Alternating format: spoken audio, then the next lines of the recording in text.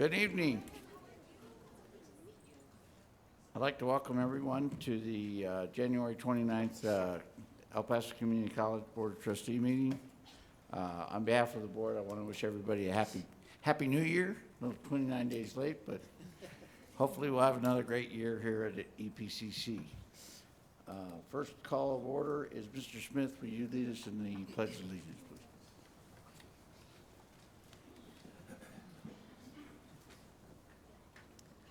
I pledge allegiance to the flag of the United States of America and to the republic for which it stands, one nation, under God, indivisible, with liberty and justice for all.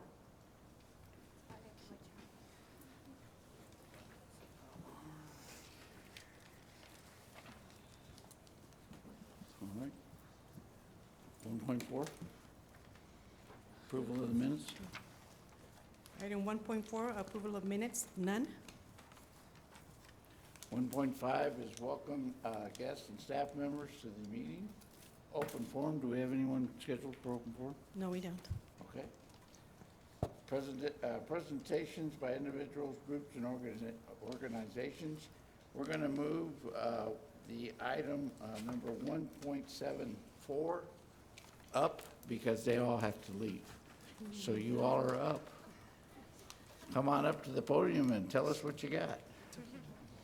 Go ahead and read it. Yes. Please.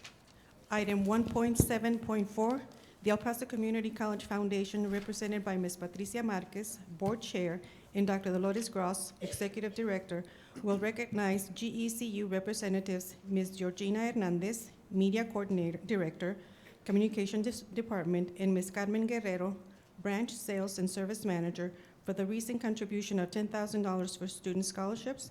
Dr. Gross and Ms. Marquez will also present a brief synopsis of recent contributions to the foundation. All right, good evening. And yes, just like we just heard, we want to thank GECU for donating $10,000 to the Foundation for Scholarships. We've had a great partnership with GECU since 2001. In most recent years, we've received about $40,000 in contributions for scholarships. So thank you very much, both of you.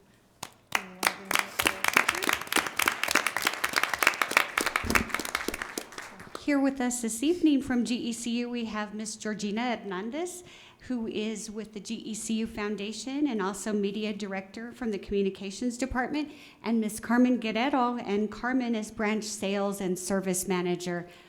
Thank you so much and welcome.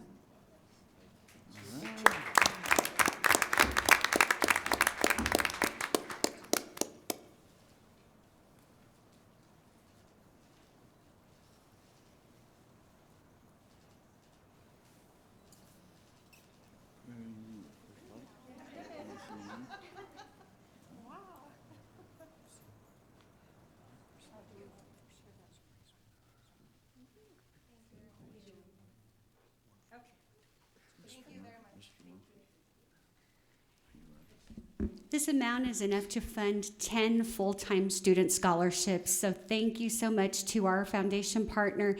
Thank you for your support for El Paso Community College students.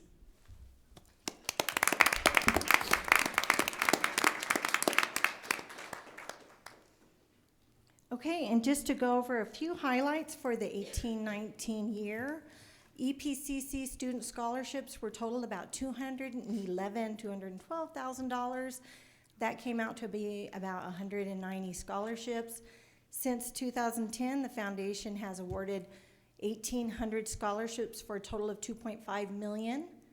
This has resulted in 1,352 completed certificates and degrees, and in the 2018-19 year, it was 134 graduates. So, very good.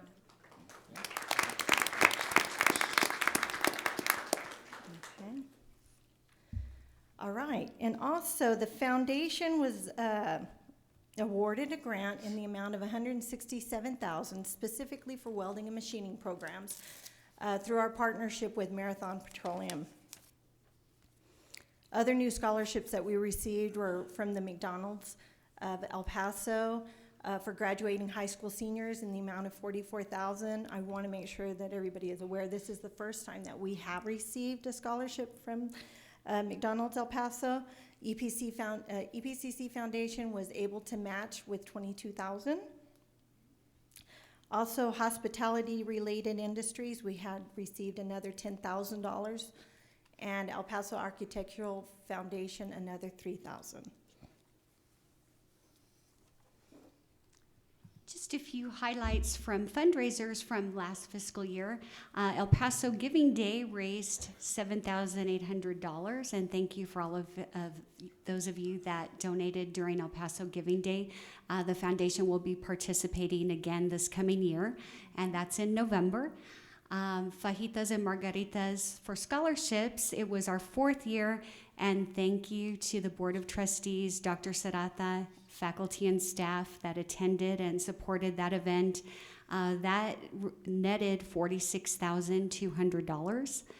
And the foundation also helped this year and was proud and happy to support the college in its celebration of the 50th anniversary. And as you know, the 50th anniversary gala netted $65,000 that was put into a Building the Future endowment for students. So the good news is scholarship applications are now open, and we'd appreciate your support in helping spread the good word that all EPCC Foundation scholarships are currently open. It's a one-stop shop. Students fill out one application, and they're matched with all the scholarships funds for which they qualify. That link is on the financial aid webpage. Our partners, our hardworking staff at financial aid helps out tremendously in processing those applications. And the deadline for student scholarships is April 1st. The foundation also matches, and again this year, McDonald's El Paso, and that application will be open shortly at the beginning of February, and that is for high school students, and that is citywide, countywide, and those applications will be available also on the financial aid webpage and the financial aid webpage, and McDonald's El Paso website. And then last, but certainly not least, our partnership with the STARS Scholarship Fund. The EPCC Foundation matches that amount. There will be $80,000 available for scholarships. That opened January 1. Applications close March 1st. And again, $80,000 available for EPCC student scholarships. We'll also be visiting the campuses. We start next week. There are at least 20 workshops scheduled, so 4 at each campus. And so please, again, help us spread the good word. We'll be sending this out through community announcements. We've also sent to a large number of faculty already.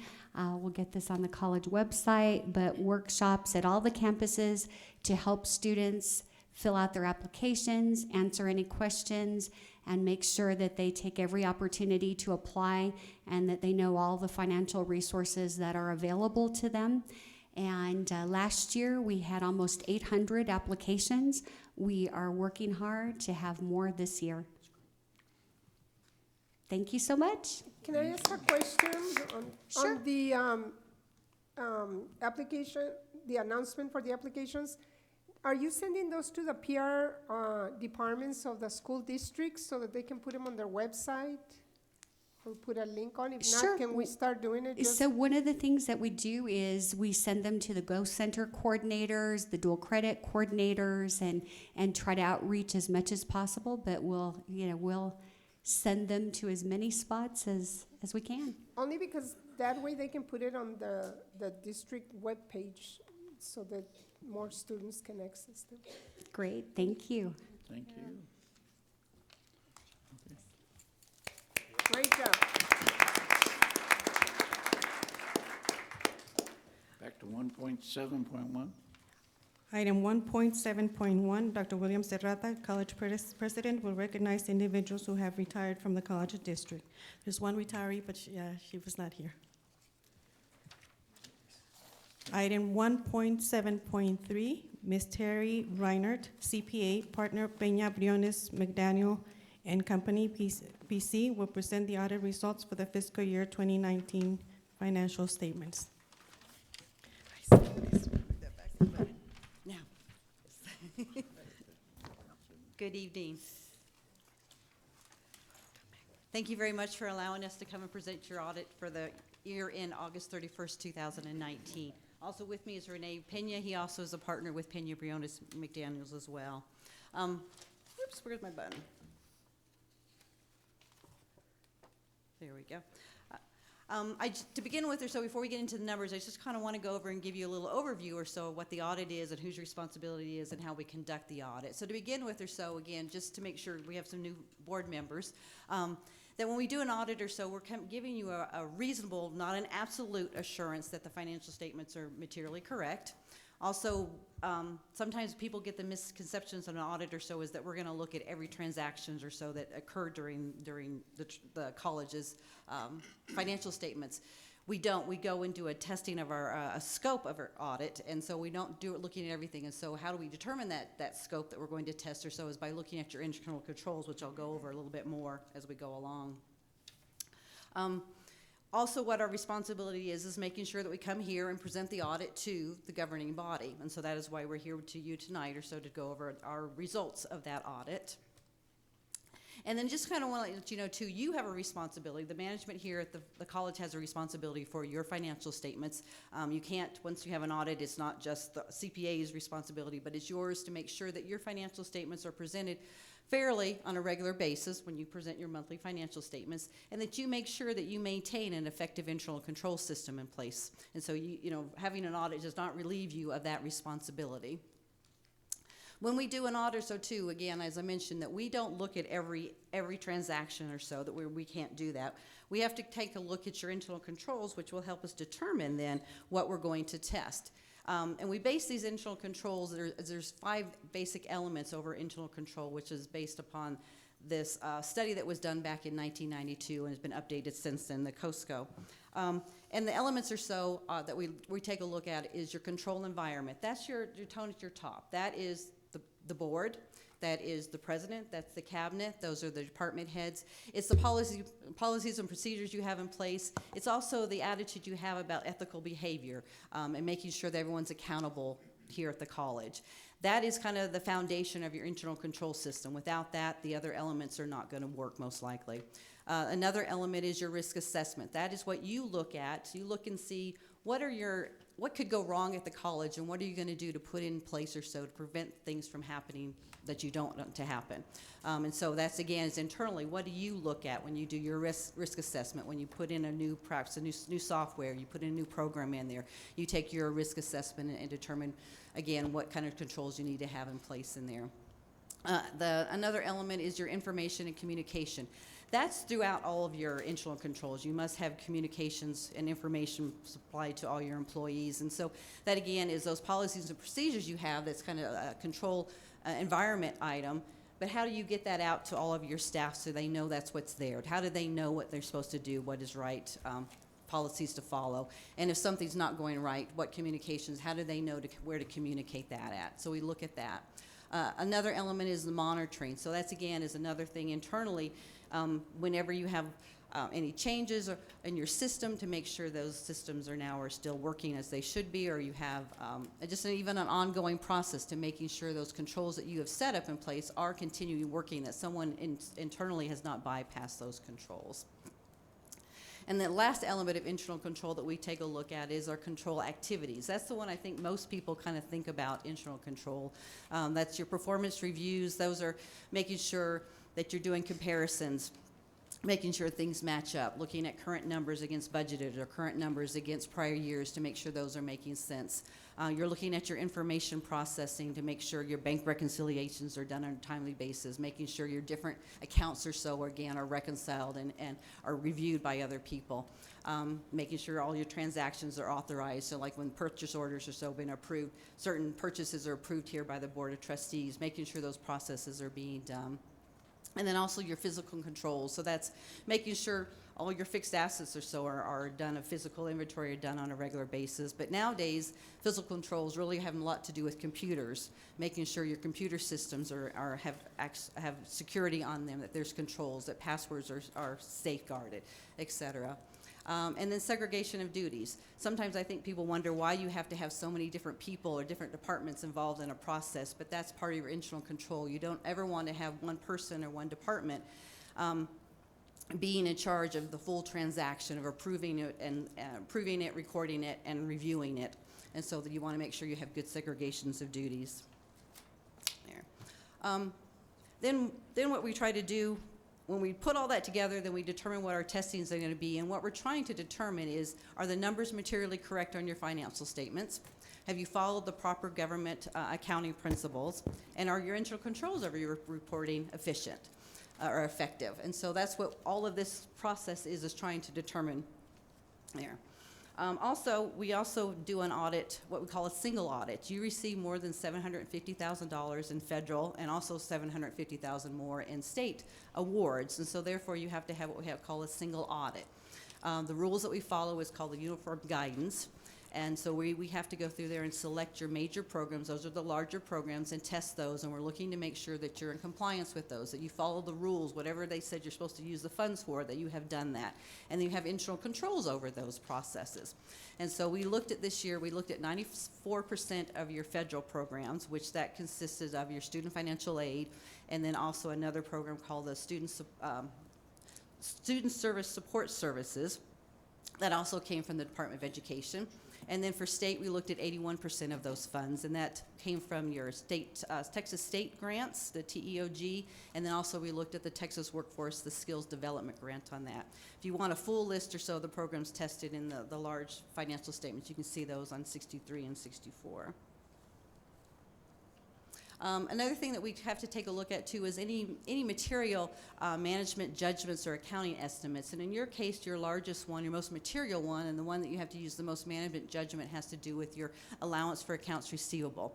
You know, you'll go ahead and give students or so, you'll go ahead and give them a receivable, you'll give them a note, you'll give them a receivable to pay for their tuition or so, and we have to go through and evaluate how much of that you think are going to be collected or not. And so management, they base their allowance on historical data, what has been collected in the past, so they have a history of what students will pay back, what percentage they pay and what they don't, and then on the collectability of that in there. And so we review that, and we would have determined, yes, your estimates, your estimate and judgment appears reasonable in that.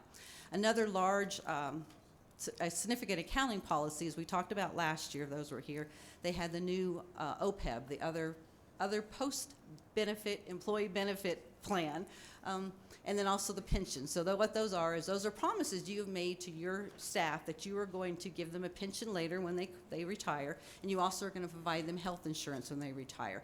And so those are probably the two most significant accounting policies that have come down over the last 5 years that have a significant effect upon your financial statements.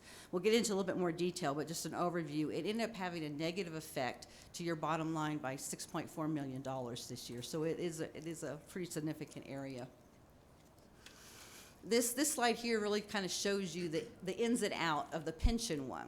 And so I don't want to go into the numbers back and forth. We'll take a look at that when we see the financials. I just want to point out that the second to last bullet in there. The pension one, we had to make all the entries going in and out to all the different accounts that the pension affects. It had a 1.3 negative effect to your bottom line, so it caused that expense to go up, which reduced your net position, or what we call fund balance. And there, if you really want to go read a little bit more about it, you can look in your financial footnotes on pages 24 to 30, and that'll give you a lot of detail over that. If I can inject real quick, just in this one arena, the desire is that we have to recognize in your books the liability that's going to occur in the future. So since we made these promises for pension and we made these promises for post-retirement benefits, we're now, because this wasn't around 5-7 years ago, so now we're required to record today the liability that we're going to incur future years down the road. Look at Social Security. So just to put it in simple English, we could. And again, this is brand new, so yesterday we didn't have this. Today, we're hitting the financial statements by millions of dollars. Sorry. No, good. The other one is your OPEB. This is your health insurance. And so this is the one, we've only had this 2 years now. So this is our second year implementing this new GASB. And so again, this had a really nasty effect to your financial statements last year. We ended up hitting the financial statements by $68.9 million last year. This year, we only had a negative effect of $5 million, only. So again, this is there, and as Renee said, this is not a change in the funding, the way that you're funding your OPEB or your pension. It's just the way that we have to report it on your books, the accounting of it. So the funding has not changed. What the benefits you're giving to your employees or so really hasn't changed. The funding, where the funding is coming from the state and how much you have to contribute really hasn't changed. It's just how we have to account for it on the financial statements. What's different, though, about the OPEB one, the health insurance one, though, is it's a pay-as-you-go plan, and that's why you had such a big hit last year to your fund balance. The pension one is they're putting money away as you go, and they're investing the money to have more money there to be able to pay the payouts to the employees later on when they retire. The health insurance one, they're only taking enough money in to really try to cover the current year costs. They're not building a great big fund balance or a great big investment nest egg later on to be able to use the payments. And so that's why you had such a big hit last year and why that can fluctuate such each year or so. It's what they expect to have for the current year. It's not this future thing, but for a current period. And so here's the numbers on this slide that shows all the ins and outs for the 3 different accounts that this OPEB affects.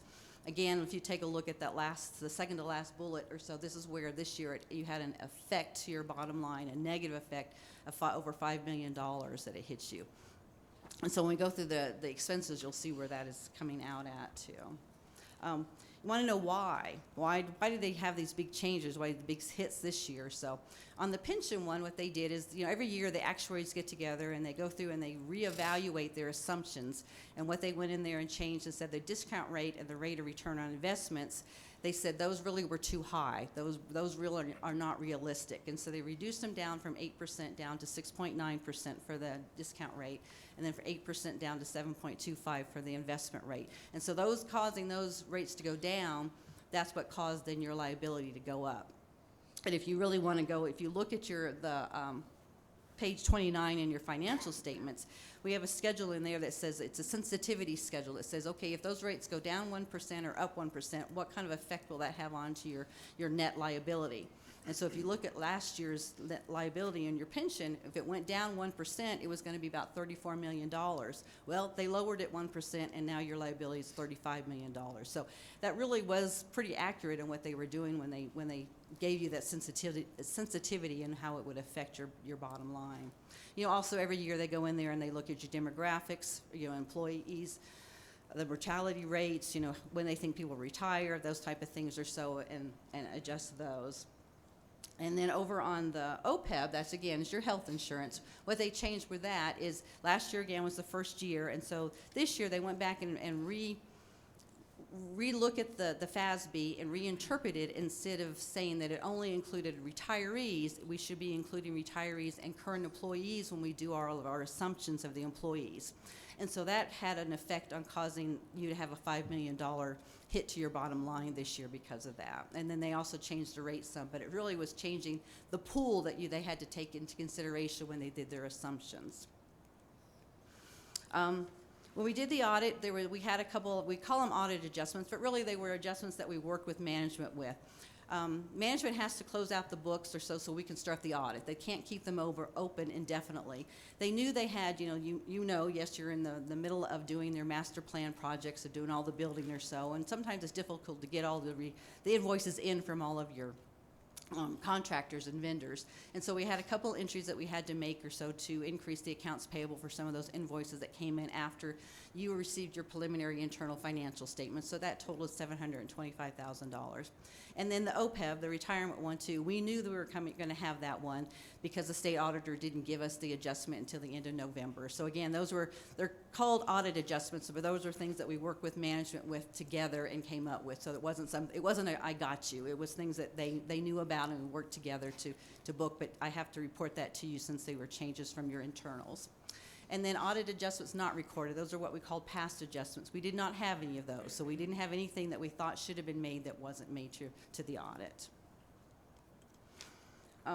Then also, just to kind of let you know, we believe that too, the monthly financial statements that you're receiving or so are fairly accurate or so, because again, I just told you the 2 adjustments that we made were things though that they knew about. So the monthly financial statements that you're getting to make your decisions, your financial decisions, are accurate for you to be able to make those decisions with. And then also, I have to report to you if we had any other issues or difficulties or delays in performing the audit, and I'm happy to report that we did not have any of those, that the audit went very smoothly. So bottom line, when we get all done or so with this or so, what we do is we issue 3 different reports to you. We issue the first report that has to do over on your financial statements, saying that we believe your financial statements are presented fairly. And it's called an unmodified opinion or a clean opinion, and that is what you were given. Then we have another report that used to call it's a yellow book. It's basically a government standards report on your internal control over your financial statements. And so we believe that you have no material deficiencies or material weaknesses or significant deficiencies over your internal control system over your financial reporting. So that's as good as you can get on that. Then there's a report that's for the single audit, that we look at your major programs to determine whether or not, again, you have internal controls over those major programs, and if you're in compliance with those. Are you following the rules that they say you have to use the funds for? And again, we did not have any material weaknesses or significant deficiencies in that area. And then we look at to see if you're in compliance with your Public Investment Act, which you were. So, if I can, the bottom line is, that's your report card. You completely succeeded in having no qualifications on the financial numbers that you've been presented or that are being presented. So that's a congratulations. Thank you. All right. Now we'll go into some numbers. All right. What this is your top half of your financial statement of financial position, your balance sheet. So this shows your assets. So this will show you your current assets and your current liabilities. Really, the largest areas or so out in here is your cash area. That decreased about $29.5 million, and that's expected because you're using those proceeds from the bond that you received to go and do all of your master plan projects. So you expect that to go down. Accounts receivable went up slightly, is due to, again, when you get into the revenue numbers, we'll see that your tuition has gone up, we'll see that your property tax has gone up, so there's receivables associated with those, and so those have caused those to go up. Your notes receivable, those are down. It's partly due because of your allowance increase, as well as just the timing of when students receive notes or so on there too. Your prepaid charges, that's related to the timing of Pell. That's always for the fall of the next year. So this is something, when you've got the students that come in and register in August, but they're really for the next semester, this next year or so, and that's related to those. So that went down $1 million. Again, it's just, it has to do with the timing. Your enrollment this year compared to the fall of 2018 to the fall of 19 is pretty similar or so. We'll get into a little bit later or so, and so the demographics of that has some effect on your numbers. So overall, your current assets went down about $30 million. Again, the majority of that has to do with the cash spending and on your master projects. Your capital assets, that went up $48 million, almost $49 million. That is, again, that's where you put your cash at. So you spent the money or so, and that's going into those projects or so that you're in the process of building. So overall, your total assets went up $18.5 million. So those, you can see where those areas came from. Now you see those last set of numbers. That has to do with those deferred inflows from your pension and your OPEB. We've talked about those, but you can see how those numbers just swing so drastically. They increased $12 million, $27.6 million. When we go over the next 2 pages, you'll see where those swung the other way. So that it's really makes it, they try to make this very complicated for anyone to understand, I believe. Our next page is our current liabilities. The top items are your accounts payable, so those increase, accounts payable and accrued liabilities, those increase $1.2 million. Again, those are related to your master projects. Again, you've got more spending going on to those or so, and so at the end of the year, there's just bills that come in that you haven't paid at this point. But again, we went through and did our search and only came up with those items that we talked about earlier on there. Is that The- the end of the college's fiscal year or the calendar year? August 31st, your fiscal year. Okay. That's when all of these numbers are as of. You know, the other large area item on here is your unearned revenue. And again, that is related to, again, to the students that have enrolled. So you've got this revenue, but it's for the next semester. And so all that's maintained over into your deferred revenue. So again, that decreased by $1.7 million. So you had an asset that decreased by about $1 million and the liability by 1.7. So it nets out to about $770,000. Again, your enrollment hasn't changed. It's just how the makeup of your enrollment is changing. You're getting more and more dual credit students, which are not full-paying students, and less of the full-paying Pell students, and so that affects some of these revenue numbers, and that's what that has caused in there. So overall, your current liabilities was $79 million this year versus $74 million last year. One of the things that the bonding agencies will take a look at, and we as auditors to see if we believe you're financially stable, is we take a look at your current assets over your current liabilities. So your current liabilities this year are about $245 million. Last year it was about $275 million. Then you can see your current liabilities have increased. So you think, yes, your current asset to current liability ratio has gone down a little bit, but you're still at 3.1 to 1 this year. Last year you were at 3.7 to 1. So it still is very, very healthy financial statistic to show that you have got 3 times the amount of current assets to pay off those current liabilities, so you still are in a good position. This is the last part, or the second part of your net position, statement of net position. So this shows your non-current assets. So again, this is where you can see that great big pension, your net pension liability and net OPEB liability. So you can see where those have increased again. And so you can see where those have increased. And then you go down a little bit further in the page, the bottom, and you can see your deferred inflows, which is also liability, and see where those have increased too. So again, when you put all those numbers together, what effect did it have to your bottom line? So the pension, again, just to reiterate, the pension had a net effect, a decrease of $1.3 million, and the OPEB had an effect of $5 million. So it comes out to $6.4 million bottom line that it affected you this year. And then what's left over is your net position. I think some people still call it, we still call it at times, your fund balance. So this is kind of what's left over after your assets and your liabilities. So all of your areas have gone up. All of the different breakouts of your net position have gone up. Wanted to point out to you your unrestricted. Last year, you end up having a negative of $35 million. But again, that was because of the OPEB. You took a hit to that number right there of $68.9 million. And so having only a negative $30.5 million is an improvement from the year before. It's still not good, but there are some colleges or so that after they took all of these adjustments they had to do, that their bottom net position, they're in a negative effect. And so you've been able to maintain a positive still through all of that. So overall, you end up having a net increase to your net position of $12.2 million, or 11.4% increase to your net position this year. So that still is a very healthy increase. This is coming from your statistical schedule on page 66 of your full financial statements. Just kind of wanted to point out, if you take a look at 2019 numbers compared to 10 years ago, back in 2010, you still had an increase of $8.3 million after taking a hit. When we talk about all these adjustments you've taken for the pension and for the OPEB that you've had to reduce your net position for, which is totaled up to $92 million, you still are able to, out of these 10 years, still show a positive effect to your fund balance. And I always kind of like to show you too that if we hadn't had to do all of these adjustments or so for these GASBs, you would have almost $212 million in your fund balance. So you still are, and right now I know the bonding companies are still taking that in consideration when they look at financial statements. They look at that and take these things out and look and see where you stand out. So you still are in very, very positive position. This is our statistics table number 2. This kind of is a summary of your revenue. Where are you getting your money from?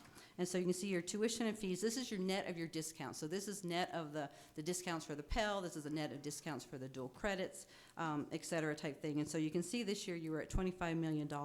You had an increase from last year about $1.4 million. And that's because of you raised your tuitions by 9.65%. 9.65% this last year, and so that takes that in consideration. The federal grants, that top number, that is the non-student financial aid number in there. And so there's a slight decrease there because the Bridges to the Future, that grant came to an end, and so that reduced that funds down there. The state grant, there's a little bit of a change there, a little bit less than the TEOG. Auxiliaries, that went up this year because you increased the vehicle fees from $40 to $25, and so that was the cause of that. And then other operating income, that went down. In the past years, you've had some, you caught up the dual credits a couple years ago or so. You decided you were going to go ahead and charge some dual credit, a small fee for that, and so that's making that up now. That's kind of more of a steady in there. And then you had some insurance recoveries over the past years that we didn't have any of that, so that caused that decrease this year. Your state appropriations, that's another one that, if you take a look at it this year from last year, it went down $3 million, and really the reason because of that was the state appropriations for your health insurance, that they didn't need to give you $3 million, and when they do that, it goes into revenue and also goes into expense, and so when we talk about expenses, I'll show where that decreased from there, so that's just kind of an in and out wash. But if you compare it to 10 years ago, you're right, they're giving you out the same amount of money that they did 10 years ago. Have not really increased what they're giving you. Your ad valorem tax, that's your property taxes, that's increased quite a bit. That increased $3 million this year. It wasn't because of the rates, just the property values. And so there's a table later on that I'll show you that shows the rates or so and how much you received from those over the last 2 years. The federal grants, non-operating, that's your student financial aid. And so that really stayed very stable this last year because your enrollment has stayed pretty stable. And so that has gone along those lines. Your investment income, that's gone up because the feds, you've invested in short-term investments, and that short-term, they raised the rates throughout the year, and so you benefited from that in there. So overall, your total revenues this year increased a little less than $1 million. And so it really was, you were able to take in consideration, any changes you had throughout, and it balanced out to pretty close to what it was last year. Let me just make one general observation, that if you compare it to 10 years ago, you'll see that your federal grants, your state grants, your state appropriation, and again, your federal grants non-operating are significantly less than 10 years ago.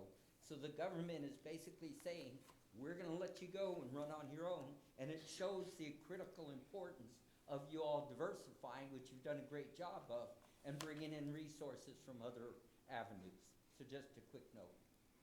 And if you look at this schedule, this is where it shows you the percentages and just what Renee said.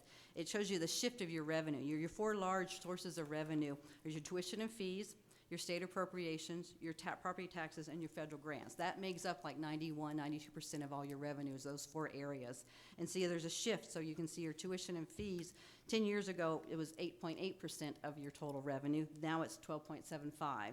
You can see your state appropriations was about 23, 24%. Now it's down to 21%. The ad valorem tax, it used to only be about 21. Now it's 31%. Your federal grants was 37.5. Now it's only 27.5. So you can see, yes, that you've had to have a shift or so in there.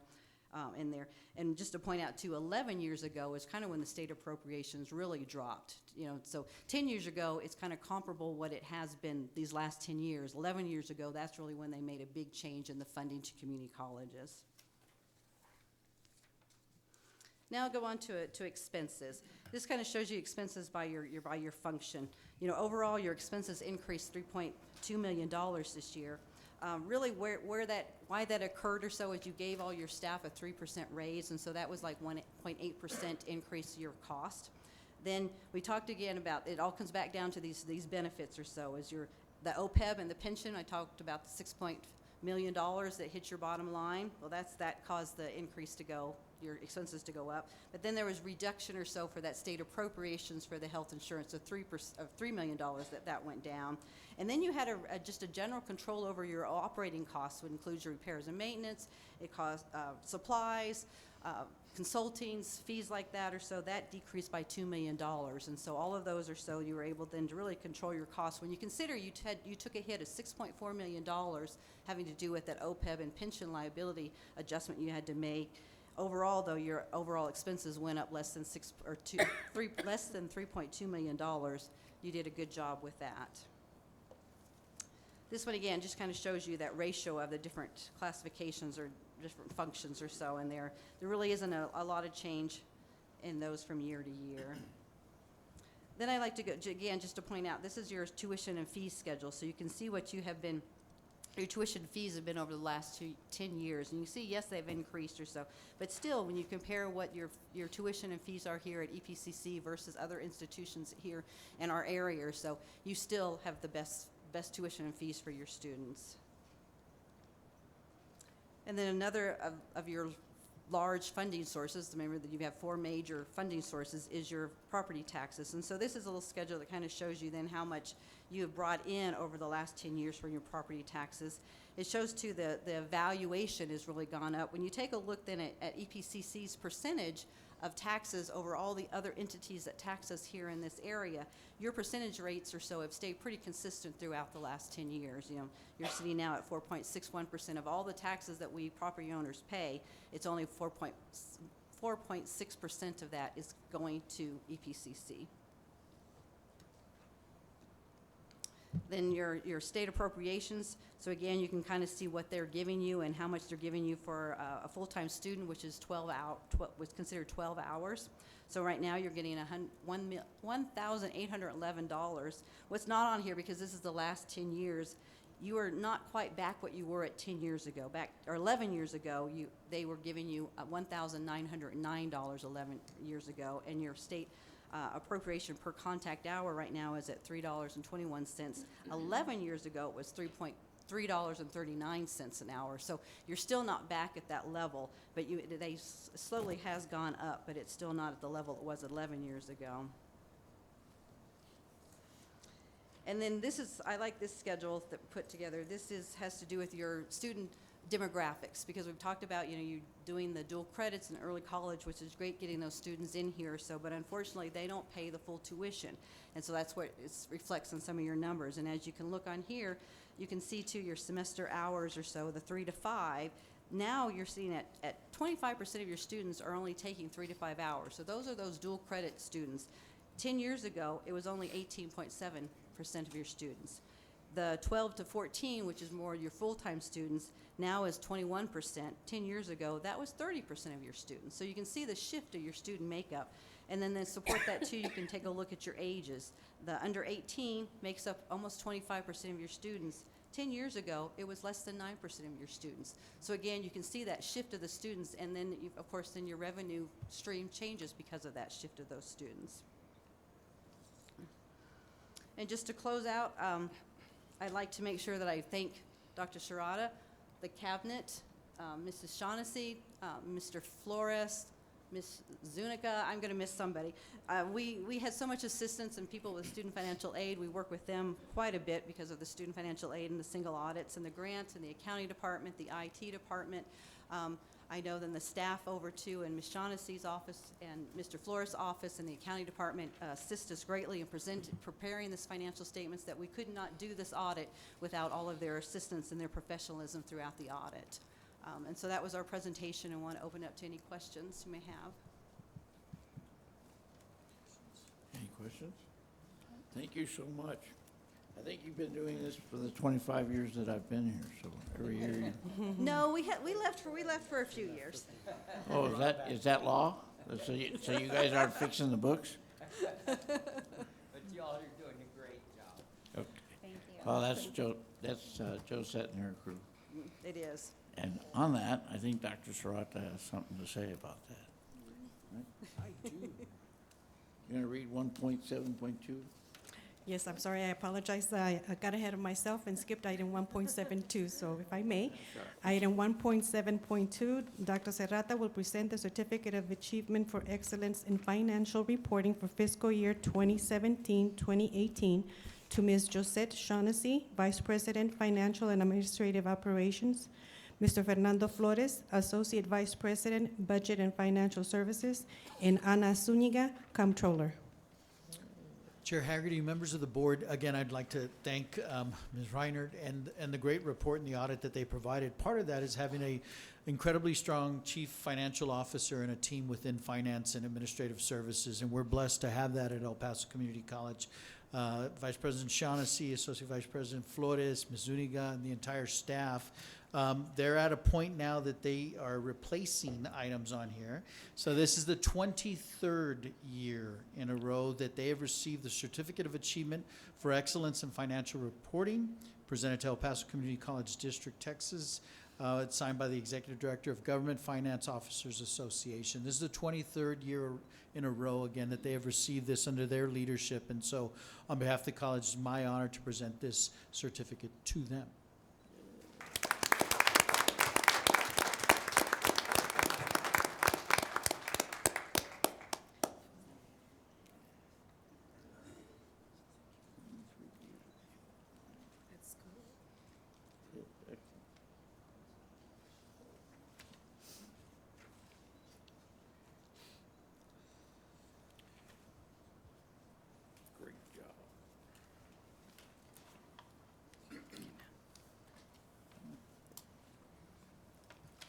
Great job. Item 1.7.5, optional presentations will be made by the presidents of the Classified Staff Association, the Professional Staff Association, the Faculty Association, and the Student Government Association.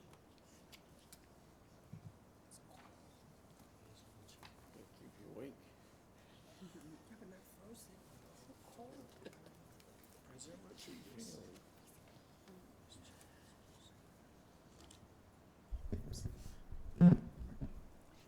Cool. Awesome. Good afternoon, members of the board, Dr. Serrata, and everyone else in attendance. I would like to first start off actually with a little commercial that actually has been going on around our local TV stations about a little event that we are actually hosting.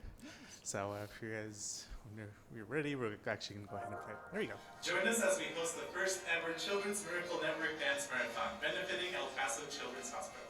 Couples reach our goal of $8,000 and dance to celebrate the El Paso Children's Hospital as they turn 8 years old. Whether you're a team of 2 or 60, we want to see you dance with heart. It's simple. Visit this website and create your team. Each member is just $5 to participate. 100% of all proceeds will go back to funding life-saving equipment for the hospital. So come show us your dance moves on February the 14th. What better way to show how much love you have for our only not-for-profit children's hospital than by dancing with heart?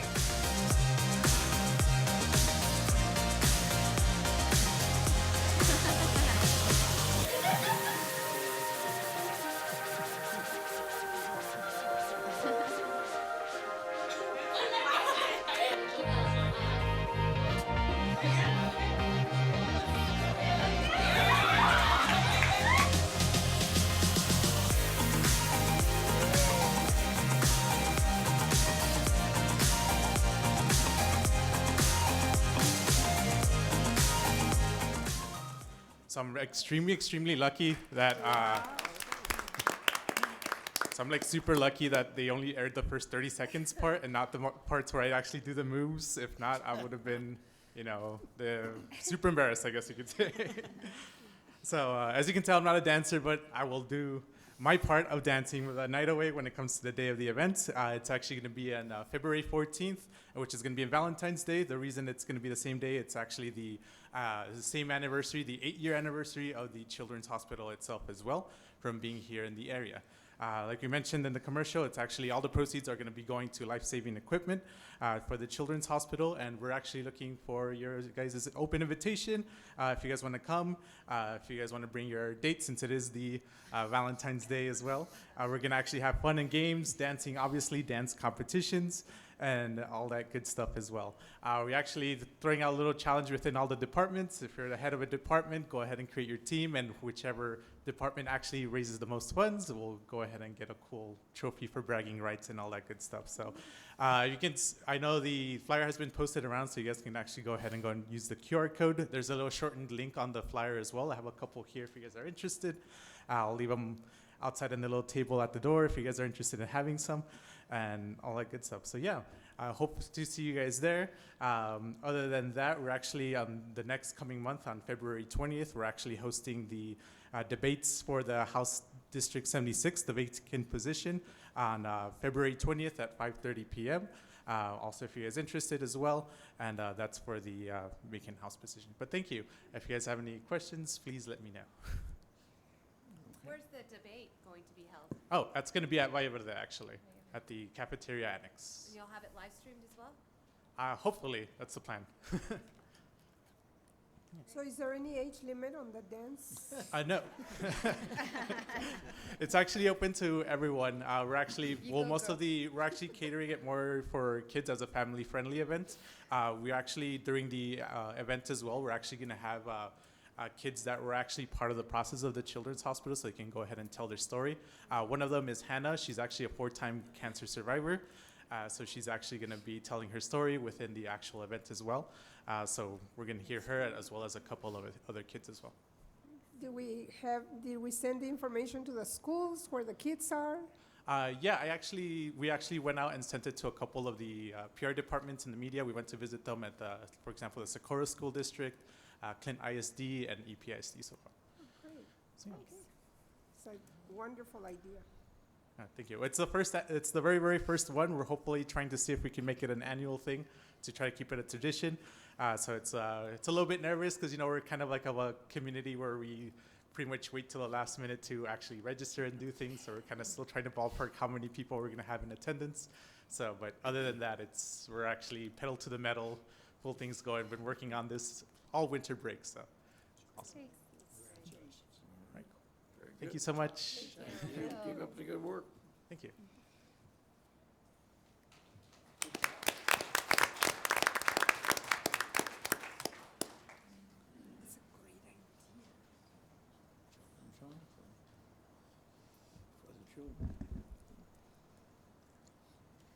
Good evening and Happy New Year, Board of Trustees, Dr. Serrata, and guests. I am Arlene Alarcon, President of the Professional Staff Association as of August 2019. As current President, I plan to continue supporting the committees established through the PSA. For example, some of our initiatives are as follows. The Humanitarian Outreach Fund Committee, chaired by Ms. Mari Reyes.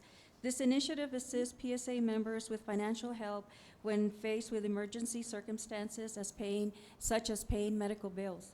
Currently, we fundraise through the sale of VIP cards. The Keep El Paso Warm, formerly chaired by Ms. Carmen Wages. This is a partnership with the El Paso Sheriff's Department. We collect new blankets for the Sheriff's Department. The police officers' cars are equipped with blankets that are used during car accidents and distributed to the community. This project is supported through a candy sale fundraiser. Our Educational Assistance Committee, chaired by Mr. Ismael de la Rosa. This committee raises funds for student scholarships, such as a very successful and fun karaoke fundraiser. We held 2 sell-out events last year, raising a little over $2,000 for student scholarships. The fundraiser committee, chaired by Grace Arives and Marta Arives. We fundraise through craft fairs for special projects such as our Employee of the Year recognition.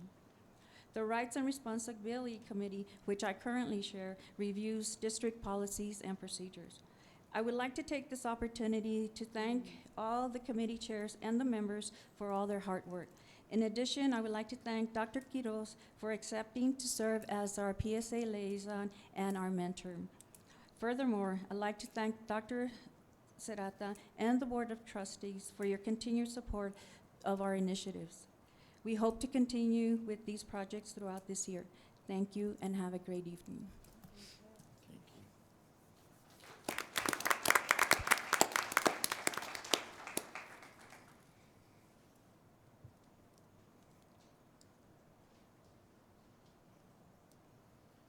Good evening.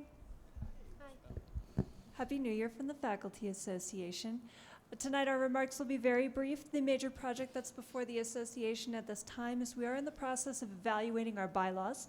After our elections last spring, the Elections Committee brought to my attention that we had certain challenges within our bylaw structure, particularly for runoffs. They recommended the formation of a bylaws committee, which was formed last fall, and the report came to the association this past January. In brief, the changes are mostly to the elections process, changing dates, allowing for special elections, streamlining how we handle runoffs, that sort of thing. But there is also a major proposal in the first expansion to the Senate in a very, very long time. Currently, representation in the Senate favors full-time faculty In the full-time faculty case, they can run for any of the 3 of the 4 Senate officers. They have representation, 1 senator per campus, 1 senator for libraries and counseling, and 2 senators for each instructional dean. When we compare that to our adjunct colleagues, they have 1 representative per campus and 1 vice president. And the proposal is to also allow for adjunct representation from each of the instructional deans. This would increase the size of the Senate by 11. And so that proposal is out before the association right now, and we will wait to get their feedback on the proposal. That is our activity as it stands, and we wish you a very good night. Thank you so much.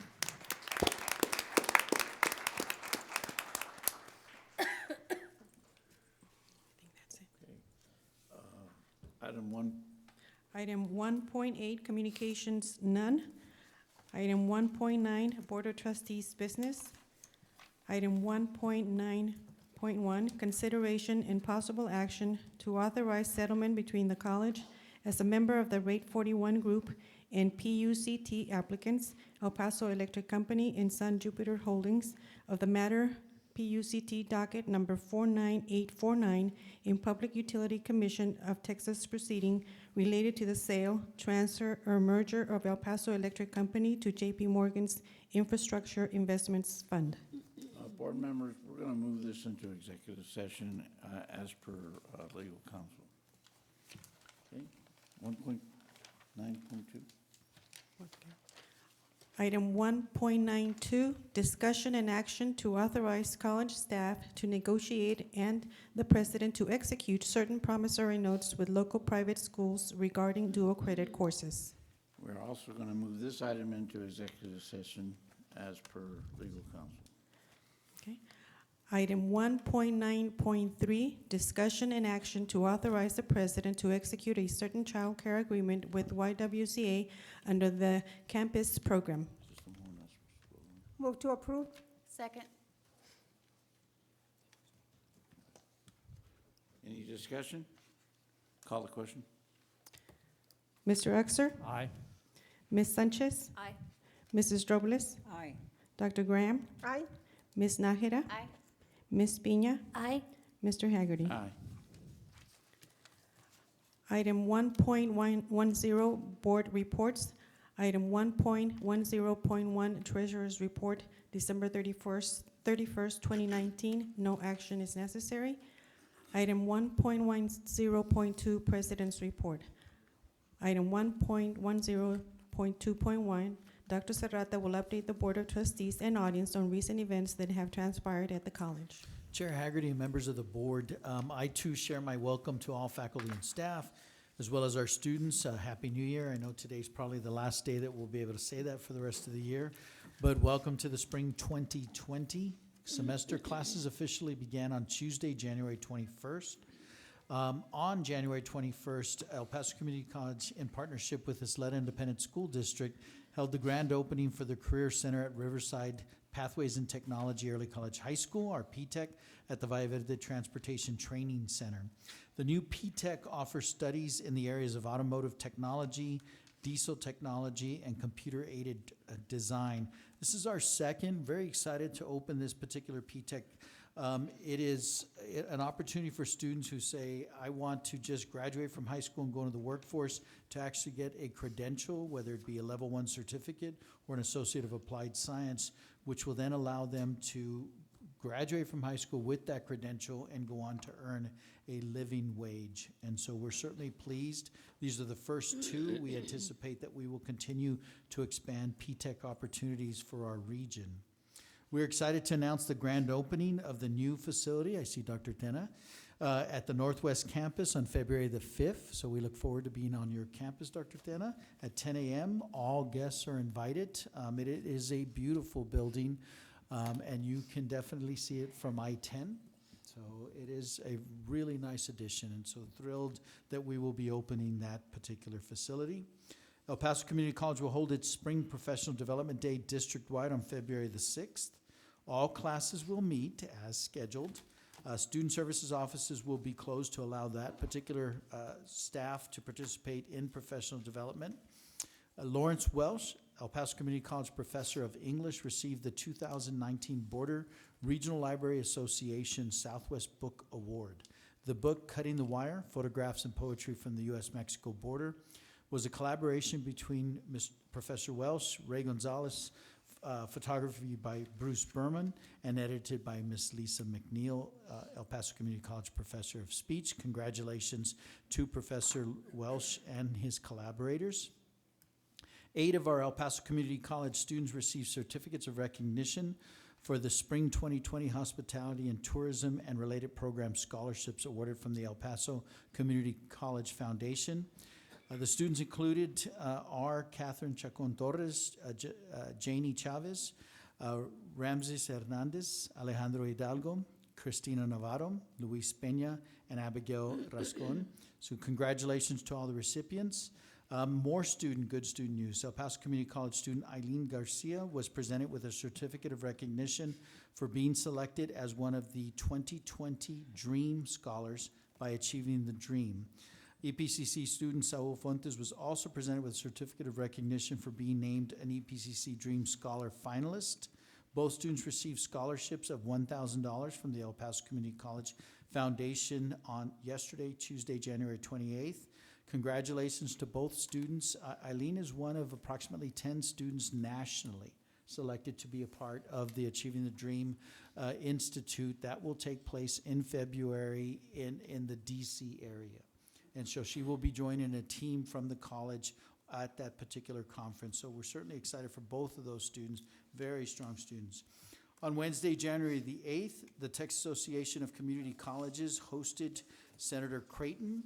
I was privileged to interview in front of all of our members Senator Creighton. He is the chair of the Senate Higher Education Committee. Chairman Creighton committed that he will be seeking the chairmanship again in the 21 session.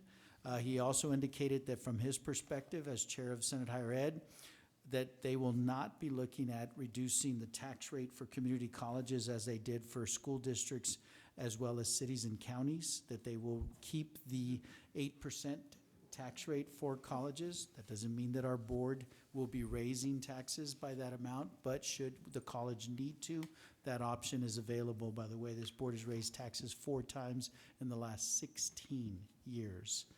On Friday, January the 10th, El Paso Community College hosted the redistricting committee, and a redistricting hearing was held right here in the boardroom at the ASC. I was fortunate and privileged to provide a welcome on behalf of the college. I certainly want to thank and acknowledge Ms. Sanchez, one of our trustees who testified during the hearing, presented a lot of information, and our region has grown, fortunately. Our region has not grown as fast as some of the other areas of the state. And all of that will matter for us when redistricting both the state maps as well as the congressional maps, as well as the college service area will be part of what is being looked at. The college service area will not be looked at from the redistricting committee, but rather from the House Higher Education Committee. And Chairman Turner is a member of the redistricting committee as well. But they spent the morning of that day here listening to testimony, presenting data. It was good information. Very pleased that many members of our community came out and testified, and were also here for the hearing. And Chair Haggerty, that concludes my report. Thank you, Dr. Turner. Item 1.11, consent docket. That includes item 3.2. There a motion? So moved. Is there a second? Second. Let me read item 3.2. It's discussion and action to approve full-time staff and faculty recruited in positions funded by grants and/or contracts. Mr. Uxer? Aye. Ms. Sanchez? Aye. Mrs. Robles? Aye. Dr. Graham? Aye. Ms. Nájera? Aye. Ms. Piña? Aye. Mr. Haggerty? Aye. Item 2.0, administration, none. Item 3.1, discussion and action to approve full-time staff and faculty recruited in positions funded by the institutional budget. Do I hear a motion? Move Motion to approve. Second. Any discussion? I just have a question, Dr. Serrata, on the positions that come up Are we doing anything to provide some kind of assistance or direction to the people that are applying, that are existing employees of the college competing against outsiders, that when they come and they interview for the positions, if they're not good at interviewing, what can the college do to help remedy that? Because some of these interims are very good employees, but they don't seem to be scoring high enough during the interview process to move into the positions. But my question is, what kind of support can we begin to offer if we're not offering anything at this point? Sure, Dr. Graham, I think it's a great suggestion. So a couple of things with regards to interim positions in particular. There have been interims that have served in cabinet level positions, associate vice presidents that report directly to me. I chair all those committees. I'm very clear with interims that don't take it for granted that the institution knows who you are.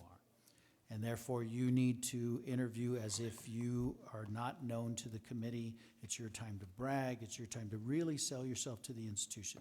That's one of the things. Now, as far as the college looking at providing some training, that is certainly something that we can look at.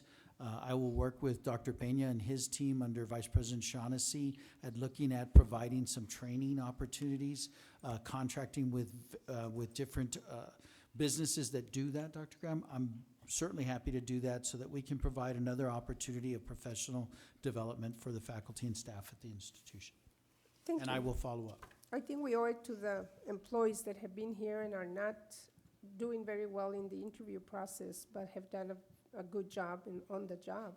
Yes, ma'am. That we owe it to them to help prepare them for interview process. Fair enough. We will follow up. But in addition to the, to the interview process, I think something to also be mindful of is it's a factor in terms of what I understand, in terms of how individuals interview and how individuals are assessed for a particular position. So it's one factor out of many that should be looked at holistically. And so definitely agree if there's an opportunity to provide that professional development for the folks that are here and that would like an opportunity to move up. I think that's a great idea. But just to remind folks as well that it's a holistic criteria that the college does go through. It's not taken in a vacuum, and there's quite an assessment and review to do so. And the structure of the interview committees as well, because we can't get caught with any kind of preferential treatment. It has to be very unbiased, or as much as we can keep it unbiased. Otherwise, it impacts the morale of the college staff. Understood. Thank you. Any other questions? Call the question. Mr. Uxer? Aye. Ms. Sanchez? Aye. Mrs. Robles? Aye. Dr. Graham? Aye. Ms. Nájera? Aye. Ms. Piña? Aye. Mr. Haggerty? Aye. Item 3.3, information items, resignations and retirements, no action required. Item 4.1, discussion and action on the approval of the renewal of a campus-wide annual support agreement with Oracle America Incorporated in the amount of $625,479. Move to approve. Second. Any questions? Discussion? Call the question. Mr. Uxer? Aye. Ms. Sanchez? Aye. Mrs. Robles? Aye. Dr. Graham? Aye. Ms. Nájera? Aye. Ms. Piña? Aye. Mr. Haggerty? Aye. Item 5.0, physical facilities, none. Item 6.0, curriculum and instruction, none. Item 7.1, discussion and action to approve the continuing education tuition rates for new courses. Move to approve 7.1, 7.2. Second. Can you read 7.2, please? Item 7.2, discussion and action to approve continuing education tuition rates for revised courses. Any questions? Nope. Any discussion? Call the question. Mr. Uxer? Aye. Ms. Sanchez? Aye. Mrs. Robles? Aye. Dr. Graham? Aye. Ms. Nájera? Aye. Ms. Piña? Aye. Mr. Haggerty? Aye. Board will go down into executive session. Can you read 1.3, please?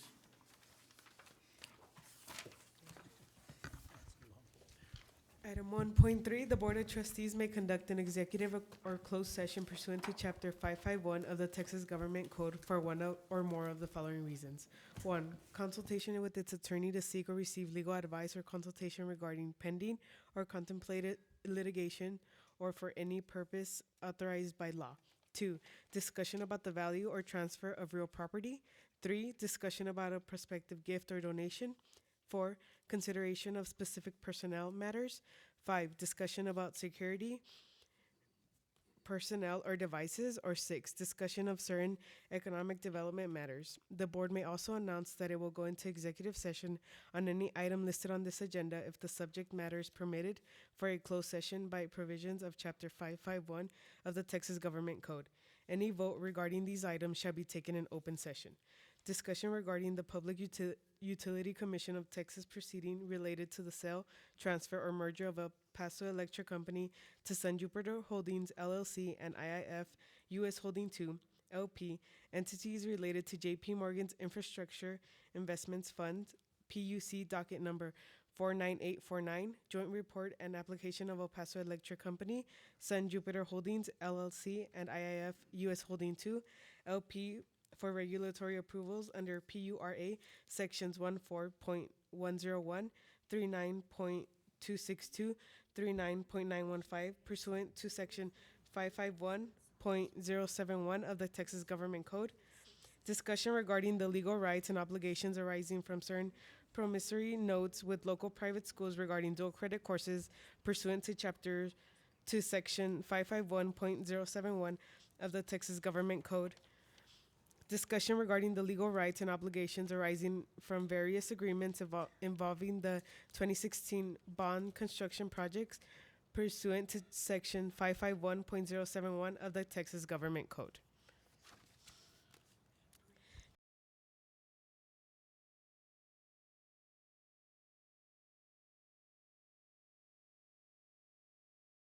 It is 8:17. The Board of Trustees are back from executive session. Item 1.9.1, Yes. consideration and possible action to authorize settlement between the college as a member of the Rate 41 Group and PUCT applicants, El Paso Electric Company and Sun Jupiter Holdings of the matter PUCT docket number 49849 in Public Utility Commission of Texas proceeding related to the sale, transfer, or merger of El Paso Electric Company to J.P. Morgan's Infrastructure Investment Fund. Fair motion? Yes, I move to authorize the president of the college to sign the settlement agreement between the El Paso Community College and the Rate 41 Group and El Paso Electric Company and Sun Jupiter Holdings of the matter PUCT docket number 49849 according to the terms as discussed in executive session. Second. Any discussion? Call the question? Ms. Wait, I think, I'd like, no discussion, but maybe we can have a little bit of clarity on the issue from Absolutely. legal counsel. Dr. Serrata, Chair Haggerty, members of the board, Francisco Ortega, legal counsel for the college. I think a page of history here would be instructive. This is an issue or a matter that has been brought to the board several times. And now that the board is considering approving the settlement proposal, I'd like to just provide some historical context. As the board knows, Sun Jupiter Holdings and IIF U.S. Holding II and El Paso Electric Company filed a joint application before the Texas Public Utility Commission. The Texas Public Utility Commission is an entity in Texas that has the power to oversee, regulate, and approve regulatory transactions in the state of Texas with respect to public utilities. So these entities filed a joint application before the PUC. The college, as a member of the Rate 41 Group, which is a group composed of the largest public entities in El Paso, intervened before the PUC proceeding in Austin, Texas. We have now a proposed settlement agreement that the board discussed during the executive session. The vote would be to move forward with the transaction, and if that's the vote of the board, that's what's at stake before the board tonight. Thank you, thank you. And I made my motion, and I think there was a second by Ms. Nájera. Yes. Call the question. Mr. Uxer? Aye. Ms. Sanchez? Aye. Mrs. Robles? Aye. Dr. Graham? Aye. Ms. Nájera? Aye. Ms. Piña? Aye. Mr. Haggerty? Aye. Can you please read 1.9.2? Item 1.9.2, discussion and action to authorize college staff to negotiate and the president to execute certain promissory notes with local private schools regarding dual credit courses. There a motion? Yes, I'll go ahead and make the motion. The motion is to move to authorize the college president or his designees to negotiate settlement agreements for certain promissory notes with local private schools, and further to authorize the college president to execute final negotiated promissory notes in excess of $50,000. Do I have a second? Second. Any discussion? Call the question. Mr. Uxer? Aye. Ms. Sanchez? Aye. Mrs. Robles? Aye. Dr. Graham? Aye. Ms. Nájera? Aye. Ms. Piña? Aye. Mr. Haggerty? Aye. And our next meeting is going to be February the 26th at 5:30. And we will, Judge, we'll have a facilities meeting at 4 o'clock, and we will have a budget workshop at 3. Okay? Have a motion to adjourn? So move. All right. Second. All in favor? Aye. Very